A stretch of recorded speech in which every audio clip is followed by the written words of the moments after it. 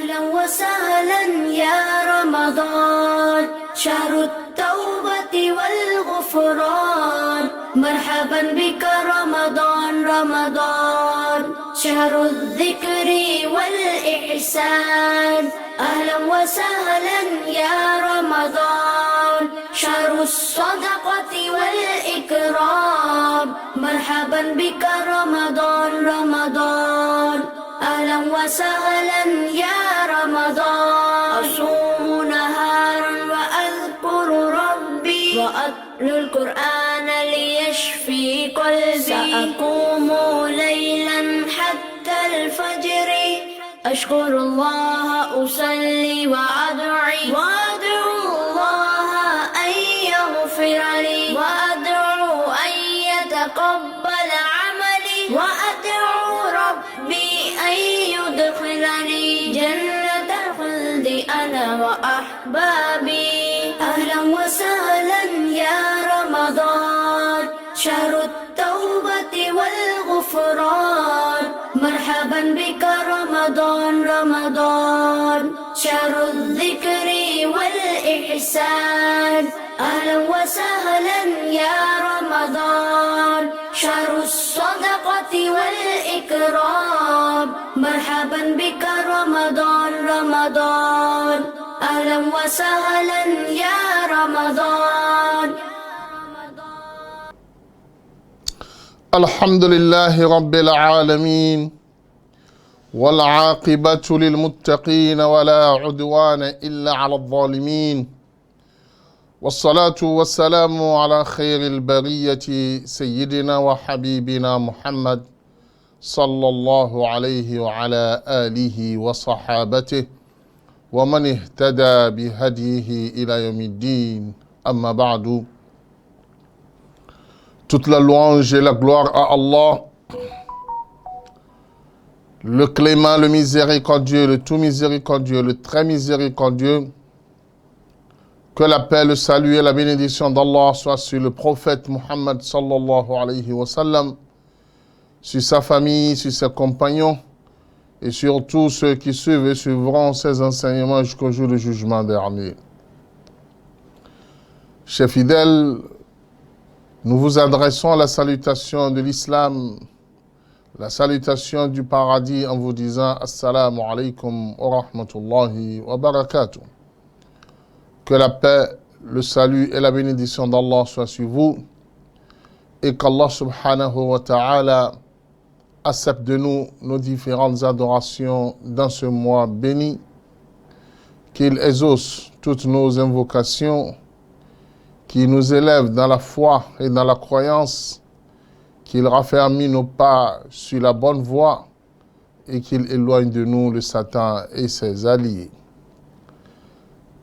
Chers fidèles de la Sunna TV, chers téléspectateurs, nous venons vers vous aujourd'hui au début de la dernière décade du mois de Ramadan pour entretenir avec vous sur l'importance de cette décade. Par la grâce et la miséricorde d'Allah, nous avions bien commencé le mois de Ramadan et par sa grâce et sa miséricorde, la première décade a bien terminé. Nous avions entamé la deuxième décade. Elle aussi vient d'être achevée. Il nous reste maintenant la dernière décade. Chers téléspectateurs, cette dernière décade est le point focus du mois de Ramadan. C'est dans cette dernière décade que nous irons à la recherche de Laylat al-Qadr, la nuit du destin, la plus grande nuit de l'année, la meilleure nuit de l'année, la nuit dont la valeur dépasse plus de 83 années d'adoration. Alors, pour gagner cette nuit, nous devrons prendre nos dispositions. Il est dit dans le hadith que le prophète Muhammad sallallahu alayhi wa sallam double et multiplie des efforts lorsque la dernière décade commence. Il réveille tous ceux qui ont l'âge de se lever la nuit dans sa famille. Il ne laisse personne. Et il fait le itikaf chaque année. Nous allons parler de cela tout à l'heure. Mais il est important que nous attirons l'attention de chacun de nous par rapport à cette dernière décade pour dire à ceux qui étaient un peu paresseux lors des 2 premières décades, ceux qui donnent encore plus de valeur à des activités éphémères de cette vie et qui ne se donnent pas à l'adoration, que cette dernière décade constitue pour eux la dernière chance. La dernière chance pour se rattraper. La dernière chance pour se ranger dans la ligne des vrais adorateurs d'Allah subhanahu wa ta'ala. Écoutez bien. Le prophète Muhammad sallallahu alayhi wa sallam dit: celui qui est vivant et qu'il vit le mois de Ramadan et sort de ce mois sans être pardonné par Allah subhanahu wa ta'ala est le plus grand perdant de l'année. Parce que l'opportunité d'être pardonné par Allah subhanahu wa ta'ala se concentre dans ce mois. Le prophète Muhammad sallallahu alayhi wa sallam nous dit: Man qama Ramadan imanan wa ihtisaban ghufira lahu ma taqaddama min dhanbi. Celui qui se lève pendant les nuits du mois de Ramadan et qui accomplit les prières nocturnes dites Tarawih, imanan wa ihtisaban, dans la foi et dans l'espérance de récompense auprès d'Allah subhanahu wa ta'ala, Allah lui pardonnera tous ses péchés précédents.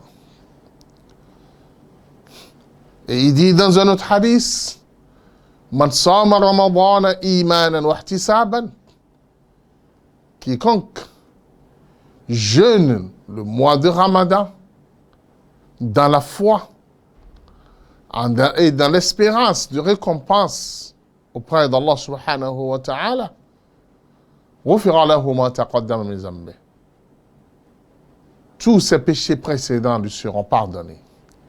Alors, double opportunité, à travers le jeûne et à travers la prière nocturne pendant le mois de Ramadan. Le prophète Muhammad sallallahu alayhi wa sallam rajoute en disant: Man qama laylat al-qadri imanan wa ihtisaban ghufira lahu ma taqaddama min dhanbi. Celui qui se lève la nuit de Laylat al-Qadr et veille cette nuit dans la prière, dans l'adoration d'Allah subhanahu wa ta'ala, Allah va lui pardonner ses péchés, tous ses péchés précédents. Ce qui veut dire, 3 opportunités sont à la disposition du croyant pour qu'il soit pardonné de tous ses péchés. Raison pour laquelle le prophète Mohammed sallallahu alayhi wa sallam a su bien dire, si tu ne bénéficies pas du pardon qui vient du fait que tu pries les nuits de Ramadan, tu vas bénéficier de celui de jeûne. En plus, tu vas te mettre à la recherche de Laylatul Qadr. Dans ce sens, chers téléspectateurs, parlant de la dernière décade, nous avions 2 choses très très importantes qui concernent cette décade. La première chose, il s'agit de Laylatul Qadr, la nuit de Qadr, la nuit du destin. Cette nuit, comme Allah subhanahu wa ta'ala l'a dit dans le Coran, en nommant une sourate au nom de cette nuit, sourate al-Qadr. Et dans cette sourate, Allah nous a apporté des informations nécessaires par rapport à cette nuit. D'abord, la première information, Allah confirme en disant « Inna anzalnahu fi laylatil qadr » Le Coran, qui est la parole d'Allah subhanahu wa ta'ala, et dont rien ne dépasse sur la terre, Allah dit, c'est dans cette nuit que nous avions fait descendre le Coran. C'est-à-dire, le Coran intégralement a été descendu à un endroit dans le premier ciel appelé Bayt al-Izza. C'est là où Allah subhanahu wa ta'ala a fait descendre le Coran tout entier dans la nuit de Al-Qadr. Après que l'ordre nous vient d'Allah subhanahu wa ta'ala pour fragmenter le Coran et le faire descendre au prophète Muhammad sallallahu alayhi wa sallam, selon des circonstances, selon des causes, de façon fragmentée et détaillée au prophète Muhammad sallallahu alayhi wa sallam. Et comme vous le savez, toute chose liée au Coran obtient la valeur et la place du Coran. Étant donné que le Coran est la meilleure chose sur la terre, puisque seul le Coran de toute chose sur la terre n'est pas créé. C'est la parole d'Allah subhanahu wa ta'ala. Et la parole d'Allah ne peut que représenter Allah sur la terre. Quand tu le lis, c'est comme si tu es en train d'entendre Allah subhanahu wa ta'ala de façon directe.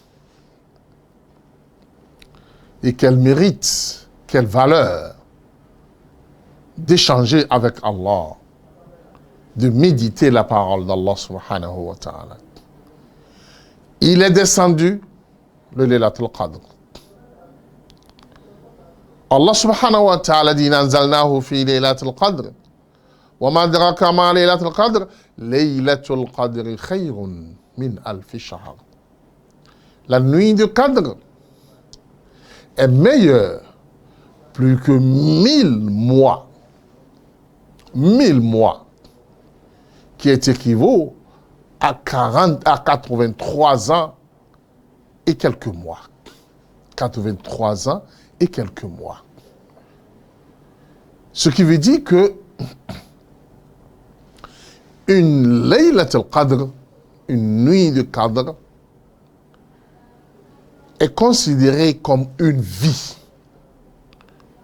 Comme une vie. Parce que de nos jours, celui qui passe 83 ans sur la terre est considéré comme étant très âgé. Et nul ne va pas mourir à 83 ans et on va dire qu'il est mort prématuré.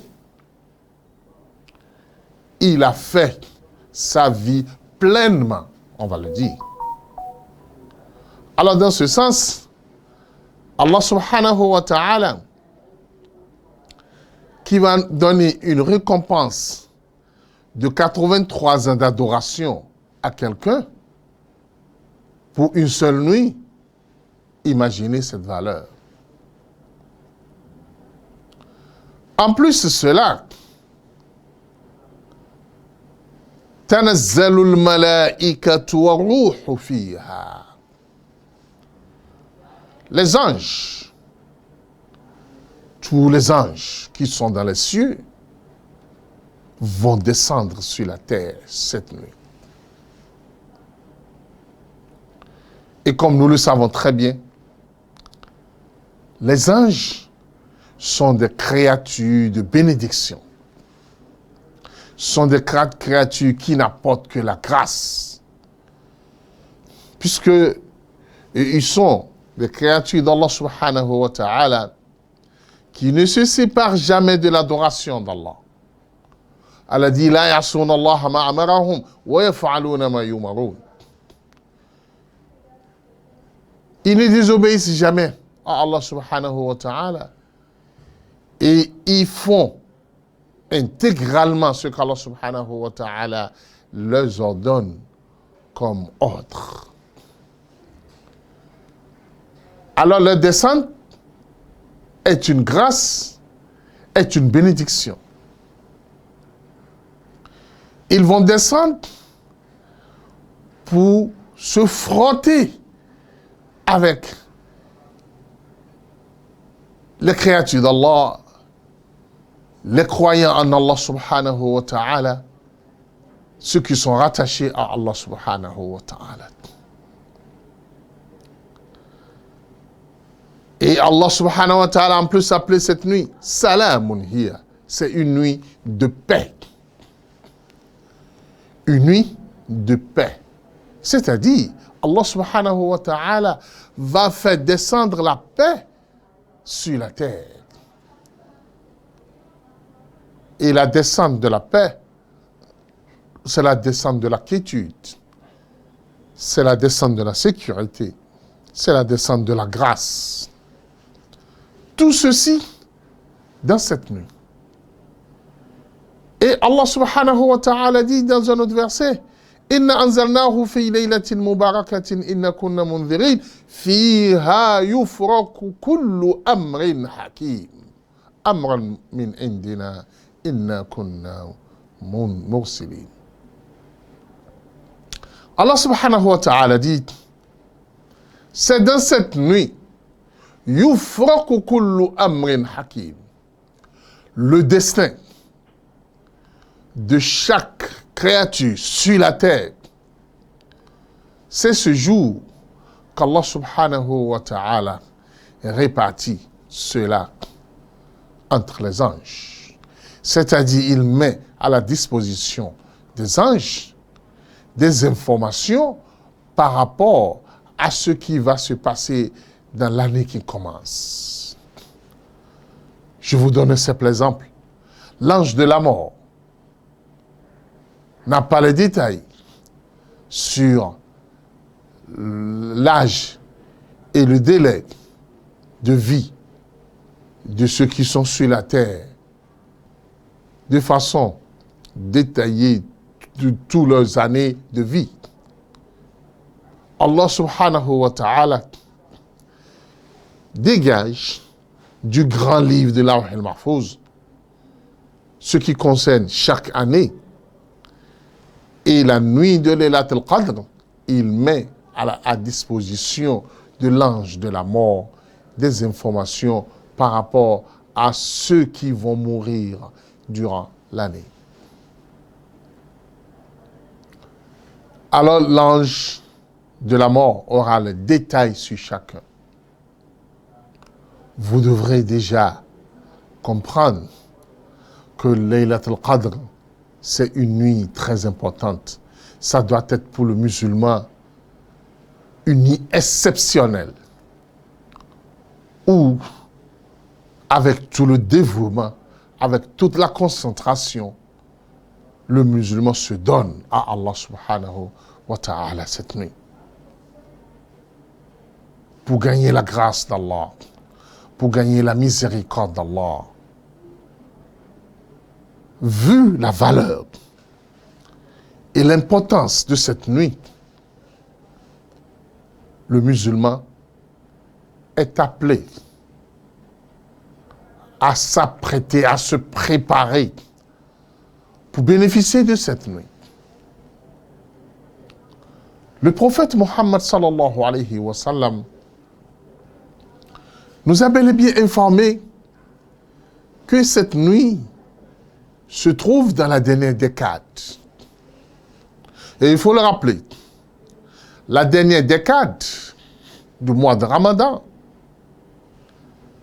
ces jours sont considérés comme des jours complets. Des jours complets. Puisque c'est des jours de jeûne. Maintenant, les nuits sont considérées comme étant les meilleures nuits.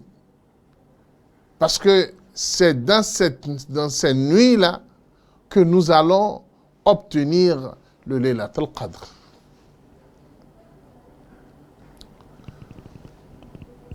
Par amour pour cette communauté, le prophète Mohammed sallallahu alayhi wa sallam a informé ses compagnons que cette nuit se trouve dans les nuits impaires.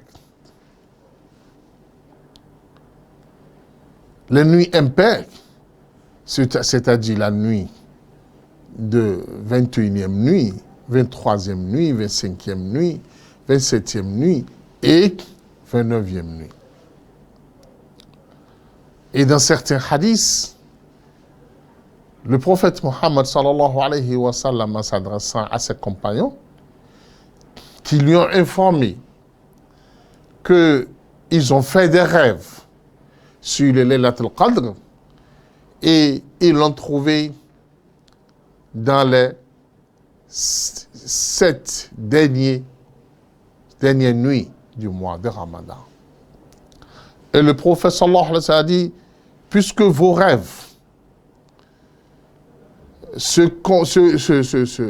conforment par rapport à cela, je vous le confirme que la nuit de Laylat al-Qadr se trouve dans les 7 dernières nuits du mois de Ramadan. Mais le musulman est appelé à consacrer toutes les nuits, toutes les 10 dernières nuits du Ramadan dans l'adoration d'Allah subhanahu wa ta'ala. Alors, il faut bien appréhender une partie du hadith du prophète Muhammad sallallahu alayhi wa sallam où on nous a informé que le prophète kana yuhyi laylahu. Kana yuhyi laylahu. C'est-à-dire, le prophète veillait les nuits du dernier décade pour nous signaler que le prophète Mohammed sallallahu alayhi wa sallam ne dort que quelques portions de temps pendant la nuit de dernier décade. Peut-être ce sommeil ne dépasse pas 1 à 2 heures de temps, ou bien moins de 2 heures de temps. Et il se donne maintenant à l'adoration. Alors toi, qui souhaites aussi gagner le Laylat al-Qadr, tu dois aussi veiller les nuits de dernier décade du mois de Ramadan. Tu dois t'apprêter, te préparer psychologiquement, physiquement, pour que le sommeil ne t'emporte pas pendant cette décade. Il faut que tu te prépares pour pouvoir bénéficier de cette nuit. Chacun doit prendre ses dispositions. Alhamdulillah, dans notre société, on a l'habitude de faire les prières de tahajjud dans des différentes mosquées pour aider les musulmans qui ne sont pas capables de contrôler le sommeil et en étant seuls à la maison, qui n'ont pas le savoir, la connaissance de pouvoir veiller dans la lecture du Coran selon les enseignements du prophète Mohammed sallallahu alayhi wa sallam. Ceux-là sont invités dans les mosquées pour faire les prières de tahajjud avec le reste des musulmans et qu'ensemble ils prient, ils lisent le Coran, ils échangent les enseignements d'Allah et du prophète Mohammed sallallahu alayhi wa sallam, ce qui va les permettre de bénéficier de cette nuit. Et quand nous parlons de la nuit de Laylat al-Qadr, ce n'est pas veiller simplement qui est l'objectif. Veiller dans l'adoration d'Allah subhanahu wa ta'ala, dans la lecture du Coran, dans les aumônes, dans des différentes adorations pendant cette nuit. Certains savants nous ont fait savoir que lorsqu'Allah subhanahu wa ta'ala nous informe que la nuit de Laylat al-Qadr est meilleure plus que 1000 mois, ça veut dire, si tu pries pendant le Laylat al-Qadr, on va te considérer comme étant quelqu'un qui a prié pendant plus de 83 ans. Si c'est l'aumône que tu as fait, on te considérera comme quelqu'un qui a fait des aumônes pendant 83 ans. Ainsi de suite. Et Aïcha, l'épouse du prophète Mohammed sallallahu alayhi wa sallam, a demandé au prophète Mohammed sallallahu alayhi wa sallam quelle invocation elle va faire si Allah l'accorda la nuit de Qadr. Qu'est-ce que le prophète lui a dit? Le prophète lui a dit, Allahumma innaka, il faut dire ceci, Allahumma innaka afouun, tuhibbul afwa, fa'fu anna. Allahumma innaka afouun, tuhibbul afwa, fa'fu anna. Tu es le pardonneur, tu aimes le pardon, pardonne-nous. Alors c'est la nuit du pardon. Tout le monde doit se pardonner. Celui qui cherche le pardon d'Allah doit pardonner ceux qui sont autour de lui. Et on doit avoir un pardon mutuel entre les musulmans pendant cette nuit. Alors, chers téléspectateurs, j'exhorte tous les musulmans à s'organiser pour ne pas perdre le Laylatul Qadr. Parce que celui qui perdra cette nuit est le grand perdant. Prenons nos dispositions pour être à la mosquée, pour prier et invoquons Allah. Posons à Allah tous nos problèmes, toutes nos difficultés. Aujourd'hui, nos difficultés sont énormes. Mais la solution se trouve dans les Laylatul Qadr. Il ne faut pas laisser cette nuit t'échapper. Il ne faut pas que cette nuit passe. Il ne faut pas laisser nous t'échapper. Et cette nuit est très importante. Inch'Allah, nous prions sincèrement Allah qu'il nous l'accorde et qu'il nous compte parmi ceux qui vont bénéficier de Laylatul Qadr cette année. Assalamualaikum warahmatullahi wabarakatuh. Ìkànnì tẹ́ ń wò yìí náà ní ìkànnì Sunna TV. Níbi tí àwọn onímọ̀ ti ń tẹ ìmọ́lẹ̀ sórí ẹ̀sìn Islam látòrí Sunna TV. Ìmọ́lẹ̀ nínú Sunna Nabi Muhammad sallallahu alayhi wa sallam. Ní gbogbo ìgbà ní kẹ́ ẹ máa wò wá. Tí ẹ sì máa rí ẹ̀kọ́ ẹ̀sìn kọ́. Lórí ìkànnì yìí náà ni o. Òun ló múlẹ̀ rẹ̀kẹ̀tẹ̀ yàtọ̀ yìí. Gbogbo mùsùlùmí lọ́kùnrin àti lóbìnrin. Ẹ jẹ́ ká máa wo Sunna TV. Ẹ jẹ́ àwọn ọmọ wa náà máa wo Sunna TV. Kí wọ́n lè bá ní ìmọ̀ tó péye nípa Sunna. Ìkànnì tó ń tàn mọ́lẹ̀ sínú ẹ̀sìn ni Sunna TV Yorùbá. Ẹ máa wò wá ní gbogbo ìgbà kẹ́sì máa kọ́ ẹ̀kọ́ tó péye nípa Sunna. Alhamdulillah wa salatu wa salam ala rasulillah. Chers téléspectateurs, nous poursuivons notre émission sur les mérites du dernier décade. Et nous étions en train de parler de Laylatul Qadr lors de la première partie.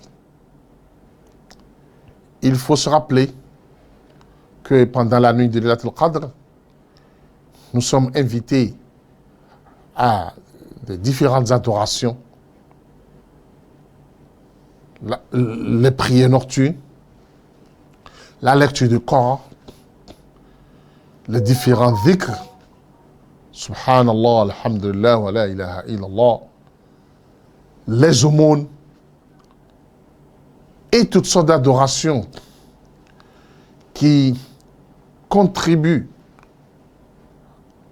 à l'évolution du musulman, à l'amener à se rapprocher davantage d'Allah subhanahu wa ta'ala. La deuxième chose recommandée lors de la dernière décade et qui donne aux musulmans plusieurs avantages qui va le permettre d'obtenir sans doute, sans se tromper, la nuit de Qadr, c'est le i'tikaf. Le i'tikaf, c'est-à-dire le retrait dans la mosquée. Le retrait dans la mosquée pendant les 10 dernières nuits de Ramadan. Les 10 derniers jours et nuits de Ramadan. Ce sera alors un retrait spirituel qui est recommandé par le prophète Muhammad sallallahu alayhi wa sallam.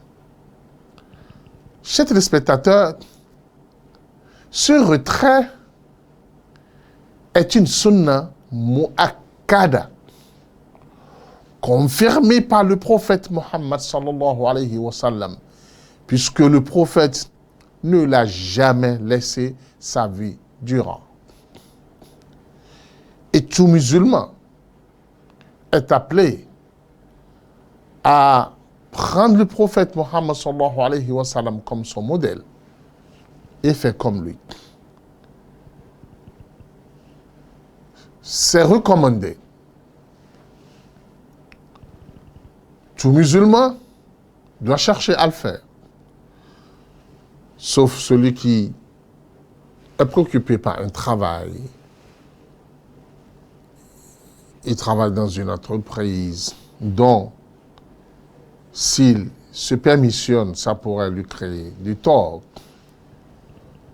Mais pour celui qui travaille dans le privé, dans ses propres activités, Wallahi, nous l'encourageons à faire le itikaf. D'abord, le itikaf a pour valeur de permettre aux musulmans, tels qu'ils se débarrassent et s'abstenir pendant la journée du mois de Ramadan, de manger, de boire, de toutes les réjouissances qu'on sort. Ce qui casse d'abord l'ardeur de son cœur à l'interdiction, à l'amour de la réjouissance de cette vie ici-bas, et qui amène son cœur à se rattacher davantage d'Allah subhanahu wa ta'ala. Le i'tikaf comble le musulman. De l'autre côté, le côté des amis. Parce que souvent dans la vie, ce sont les amis qui éloignent l'homme souvent de son attachement à Allah subhanahu wa ta'ala à travers la calomnie, les mensonges, tous ces mauvais comportements, ça vient des amis. Et lorsque tu te retires dans la mosquée d'Allah subhanahu wa ta'ala, tu te débarrasses de tous ces amis. Et tu te retrouves concentré à Allah subhanahu wa ta'ala. De l'autre côté aussi, si tu es chez toi, le sommeil aura toujours raison de toi. Parce que la qualité de lit sur lequel tu te couches, tu l'as bien préparé pour qu'il te permette de bien dormir. Et lorsque tu te couches dans ces lits pareils, pendant la dernière décade, tu risques d'être emporté par le sommeil. Et finalement, le sommeil aura toujours raison de toi. Et tu ne pourras pas te concentrer dans l'adoration et tu n'auras pas de temps nécessaire pour faire ces différentes adorations. Alors que, en se retirant dans la mosquée, je parie que tu ne pourrais pas trouver cette qualité de lit dans la mosquée. Soit tu te couches sur une natte, ou bien si dans la mosquée on te permet d'amener des matelas, ça ne peut pas dépasser cela. Et ce ne sera pas le confort auquel tu es habitué.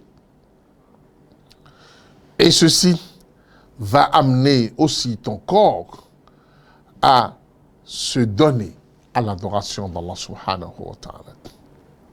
En plus cela, les paroles inutiles et des comportements de coutume que tu as l'habitude de faire dans ta famille, lors des repas, lors des nourritures, lors de ruptures et consorts, et tous ces folklores que tu as l'habitude de faire en famille, étant donné que tu es à la mosquée et tu t'es retiré pour Allah subhanahu wa ta'ala, tu vas tout laisser. Et tu le laisses pour qui? Tu le laisses pour Allah subhanahu wa ta'ala. Et cette fois-ci, tu seras concentré pour l'adoration d'Allah subhanahu wa ta'ala.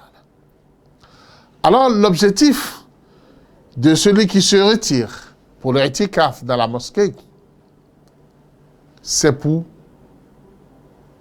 se concentrer à l'adoration d'Allah subhanahu wa ta'ala.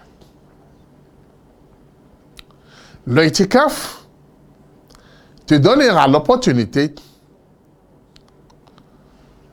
d'avoir un cœur ferme et concentré en Allah subhanahu wa ta'ala, en te débarrassant de tout ce qui a trait au dunya. Les affaires, tu dis non, je m'arrête, je n'ai plus besoin des affaires lors du retrait spirituel, lors de l'itikaf. Tous tes échanges avec le monde, tu romps cela et tu te retires pour Allah subhanahu wa ta'ala. C'est pour cela qu'il faut savoir que celui qui se retire dans la mosquée pour le i'tikaf doit savoir certaines choses. La première chose, c'est quand est-ce qu'il faut commencer le i'tikaf.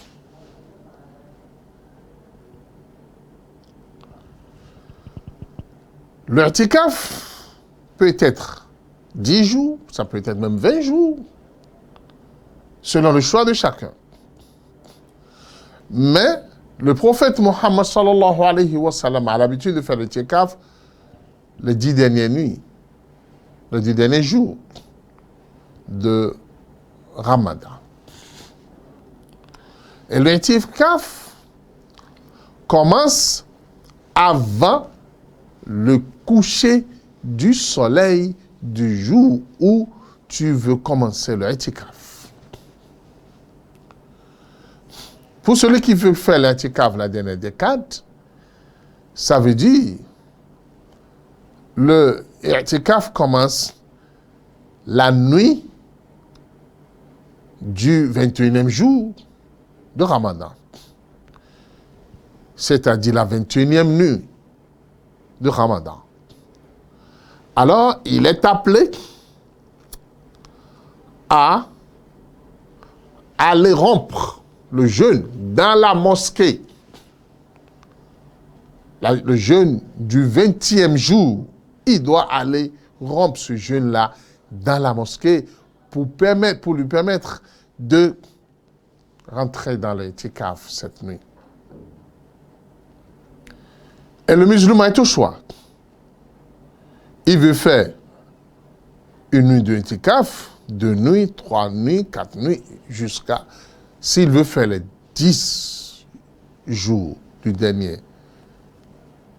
décade de Ramadan, il va y rester jusqu'au matin du jour de la fête et faire la prière de Subh de ce jour avant de quitter la mosquée. Ça, c'est le début et la fin de l'itikaf. Et lorsque le musulman rentre pour l'itikaf,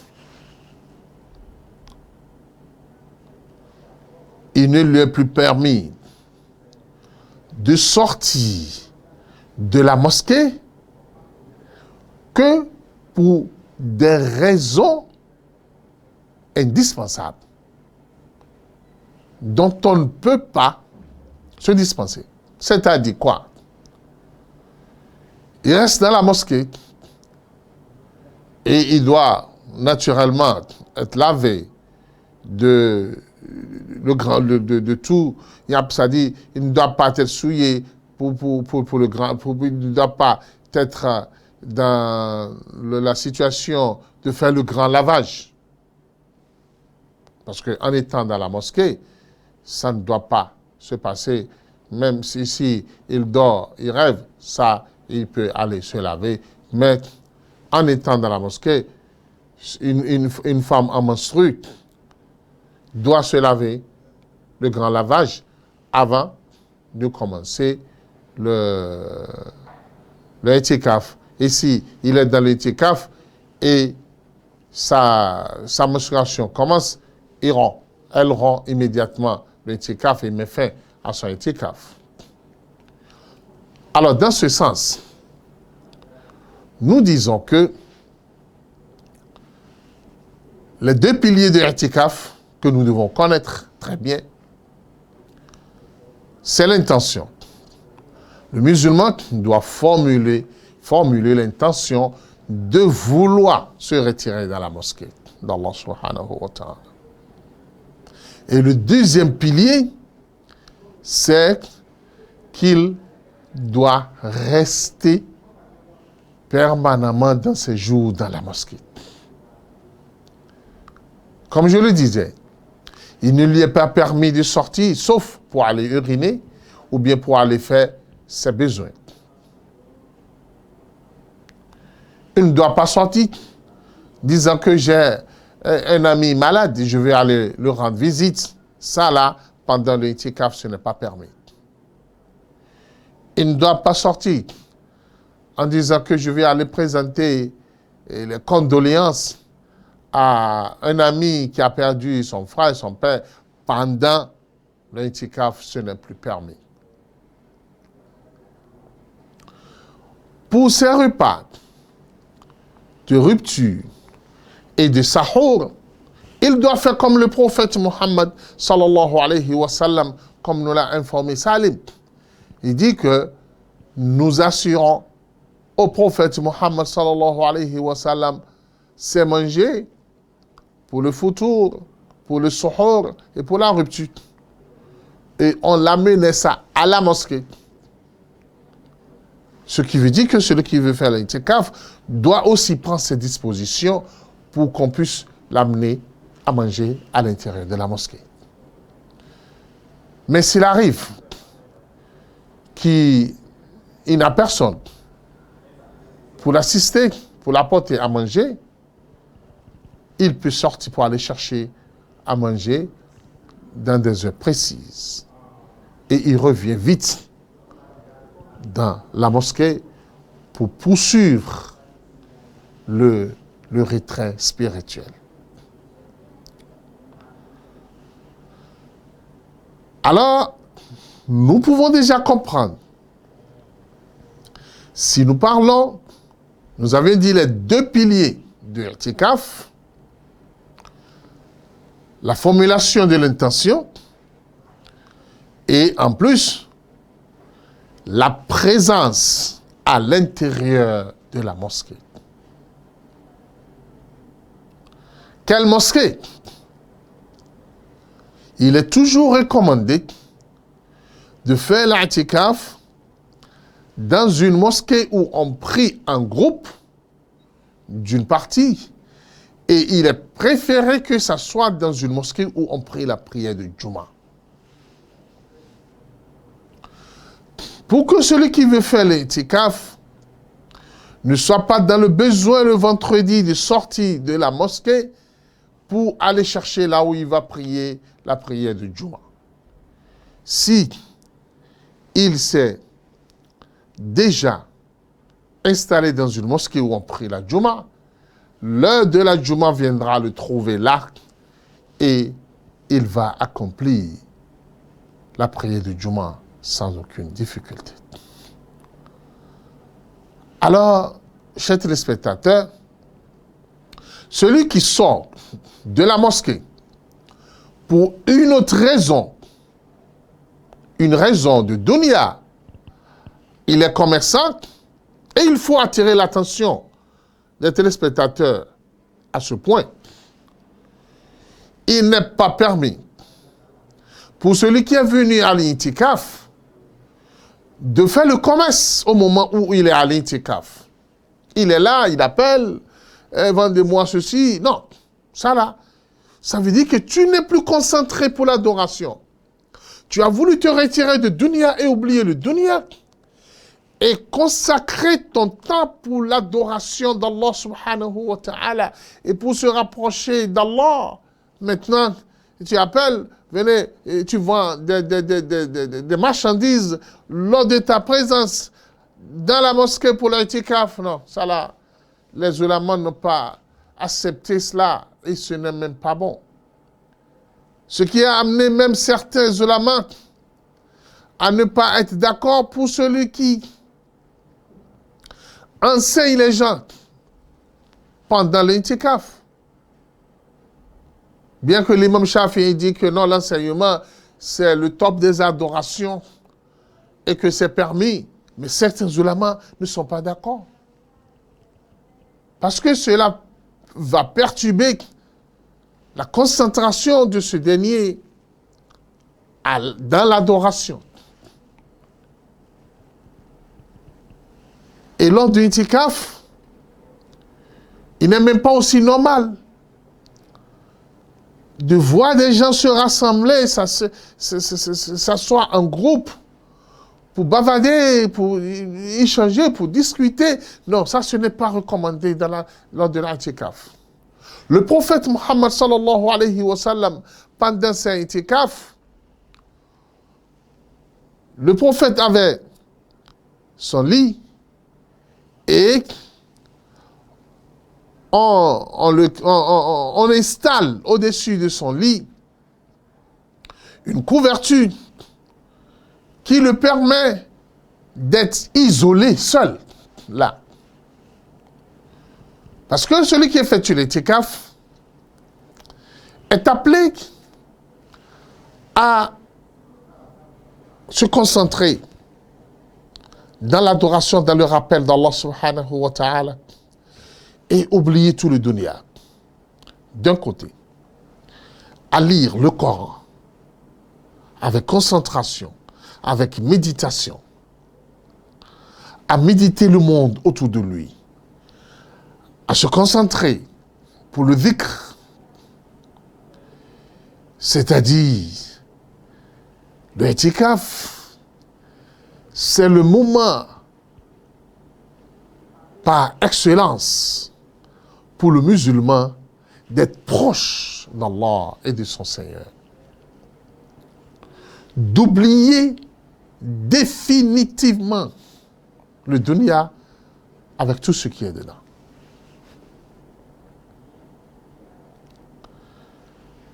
Étant donné qu'il est en jeûne, en plus maintenant, il se concentre dans l'adoration et dans la mosquée d'Allah subhanahu wa ta'ala. Imaginez quel moment d'adoration pour ce dernier. D'abord, étant qu'il est dans la mosquée d'Allah, il est l'hôte d'Allah subhanahu wa ta'ala. Il est dans la mosquée, il attend chaque prière. Et celui qui attend chaque prière est pardonné par les anges. Les anges lui demandent le pardon d'Allah subhanahu wa ta'ala pour lui. Il a l'opportunité de lire le Coran. Il a l'opportunité de rester dans l'adoration. C'est-à-dire, ce sont des jours d'intense adoration pour Allah subhanahu wa ta'ala. Je disais tantôt que celui qui sort de la mosquée a mis fin à son itikaf. Suivez-moi bien. Sa femme l'appelle.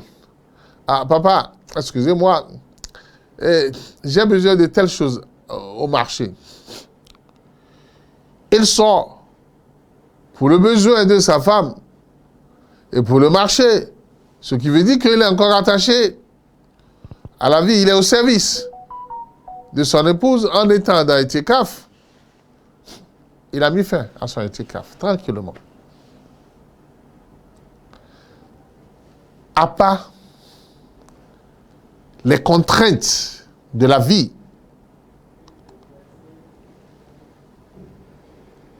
le besoin aux toilettes, uriner, qui peut le faire sortir de la mosquée, non, il n'est plus permis de sortir de la mosquée.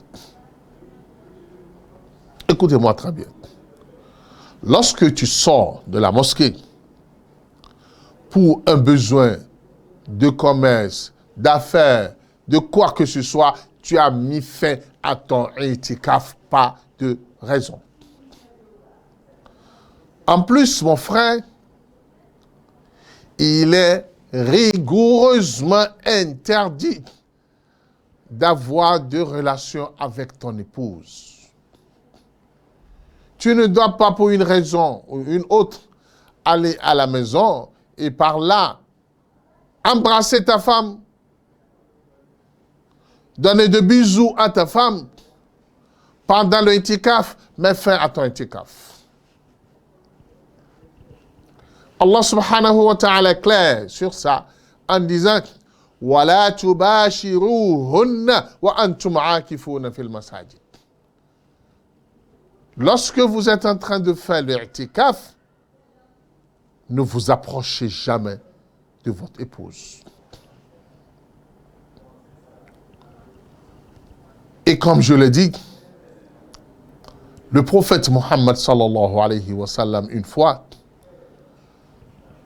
l'une de ses épouses, en l'occurrence de Sophia, était venue à la mosquée pour se renseigner, pour échanger avec le prophète Mohammed sallallahu alayhi wa sallam sur une affaire la concernant. Le prophète a échangé avec elle, ce qui veut dire que lorsque vous êtes à l'intérieur de la mosquée pour l'itikaf, vous pouvez recevoir la visite de vos proches. Mais il ne faut pas qu'ils viennent pour les affaires de dunya. C'est pas. Et venir encore perdre votre temps. Non, ce n'est pas intéressant. Sophie était venue voir le prophète Mohammed sallallahu alayhi wa sallam et le prophète l'a accompagné. Et certains compagnons ont constaté que le prophète est sorti et qu'il est avec son épouse. Le prophète Mohammed sallallahu alayhi wa sallam les a appelés pour leur dire « Innaha Sophia, c'est mon épouse » pour leur faire comprendre que c'est urgent et c'est important ce qu'elle est venue dire avec moi. Alors, ces deux points annulent définitivement votre itikaf. Et comme je l'ai dit, le itikaf, c'est la plus grande opportunité pouvant vous permettre de bénéficier de Laylatul Qadr. Étant donné que vous dormez à l'intérieur de la mosquée, vous êtes tout le temps dans l'adoration, dans la journée et pendant la nuit, vous aurez l'opportunité de bénéficier de Laylatul Qadr dans l'année où vous êtes en train de faire l'itikaf. Pour celui qui est préoccupé par ses activités et qui ne peut pas faire le itikaf dans les 10 jours, Wallah, il peut faire l'itikaf d'une nuit, 2 nuits. Alors, pendant le week-end, passe à la mosquée et fais un itikaf. C'est très important pendant le mois et ça va te permettre de te retirer, ne serait-ce que une journée, une nuit pour Allah. Et tu verras la suite. Qu'Allah subhanahu wa ta'ala exauce nos invocations, qui nous pardonne tous nos péchés, qui nous accorde la possibilité d'être plus rattachés plus que jamais à Allah subhanahu wa ta'ala pendant le mois de Ramadan et qui nous donne la possibilité de bénéficier de l'Laylatul Qadr de cette année et qu'il exauce toutes nos invocations, qui nous pardonne tous nos péchés et qui nous accorde le paradis de Firdaus. Subhanakallahumma bihamdik, nashhadu la ilaha illa anta, nastaghfiruka wa natubu ilayk. أهلا وسهلا يا رمضان شهر التوبة والغفران مرحبا بك رمضان رمضان شهر الذكر والإحسان أهلا وسهلا يا رمضان شهر الصدقة والإكرام مرحبا بك رمضان رمضان أهلا وسهلا يا رمضان أصوم نهارا وأذكر ربي وأتلو القرآن ليشفي قلبي سأقوم ليلا حتى الفجر أشكر الله أصلي وأدعو الله أن يغفر لي وأدعو أن يتقبل عملي وأدعو لتدخلني جنة الخلد أنا وأحبابي. أهلا وسهلا يا رمضان شهر التوبة والغفران. مرحبا بك رمضان رمضان شهر الذكر والإحسان. أهلا وسهلا يا رمضان شهر الصدقة والإكرام. مرحبا بك رمضان رمضان أهلا وسهلا يا رمضان